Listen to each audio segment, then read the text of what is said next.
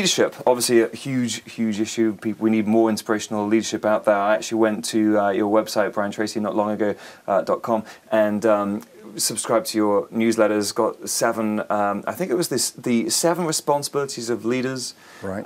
If we can just start with what is the sort of the #1 responsibility of a leader, or if there's any other things that highlights of those 7 that you'd like to shed. Okay, remember the umbrella concept.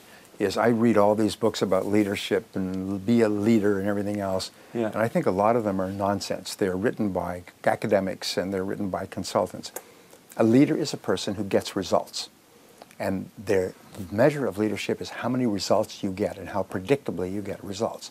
And there is a wonderful osmotic process in our society, in the free market, in the private sector, is that if you get results at one level, you will be given higher responsibilities to get results at a higher level and a higher level. And when you look at the presidents, I was reading an article about the head of one of your diamond companies here in London. This man is a billionaire, and he started off working at a jewelry store sorting stones and talking to customers. He now is one of the great diamond merchants of the world. I think his name is, maybe it's Graf or something like that. But here's a man who started off, and he was able to get results dealing with customers across the counter. And then he was able to get results helping other people in the store. And then he's built up, and now he's one of the most respected and richest men in the world because he still gets great results. And getting results is learnable. You can learn to get lots of results. So that's the umbrella. And then we talk about the 7 responsibilities of leadership, and they're all based on getting results. And #1 is to set and achieve business goals. This is the primary responsibility of the leader, is to set and achieve business goals. So you must be crystal clear about your goals. The top managers I know in many entrepreneurial businesses set goals for sales for every day. Some companies set goals, especially in retail, for sales for every hour. And they're looking at the numbers. And a fixation on the numbers that measure your progress towards your goals causes you to improve in those areas.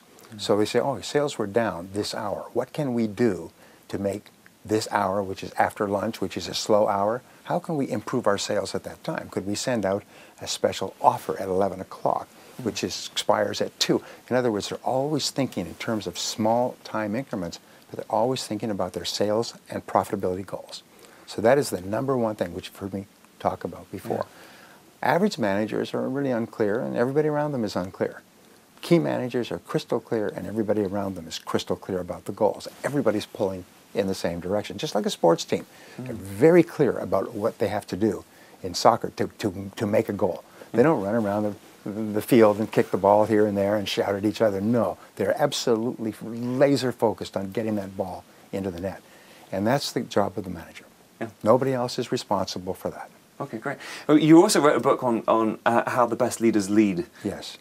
Is there any key insight that we can take from that? Well, my favorite word in management is clarity. My favorite word in life is clarity. The greater clarity you have with regard to what you're trying to accomplish, the faster you'll achieve it. Yeah. In fact, people with clear written goals and plans with priorities accomplish 10 times as much in life as people without. It's very simple. It's the 10 times factor. Then make sure that everybody that works with you is crystal clear about what job they're supposed to do. Be clear about your 3 most important tasks and help everybody else be clear about their 3 most important tasks. So you get everybody always working on the 3 most important things they can do. And you hire other people who can do the task at a lower rate than your best people. You free them up from small tasks so they can do the things that make the greatest contribution to your overall goals. Yeah. That's the job of the leader.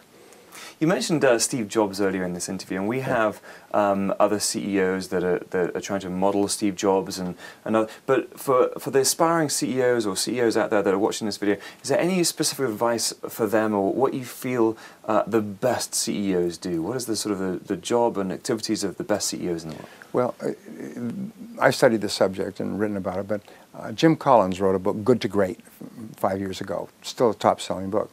And in that he identified the companies that go from good to great, and he found that they have 7 qualities, and one is quality was what he called a level 5 leader. Yeah. And a level 5 leader was a person who's actually pretty easygoing, not an egomaniac.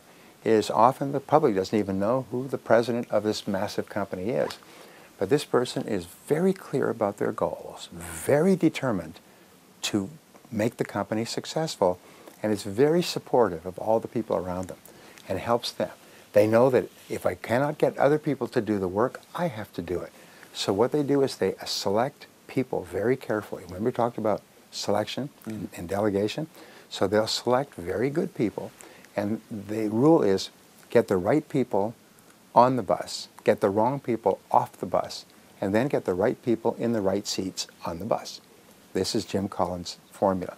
And so that's what the leader does, is the leader focuses on finding the right people to put in the right seats on the bus, and then they will drive the company forward.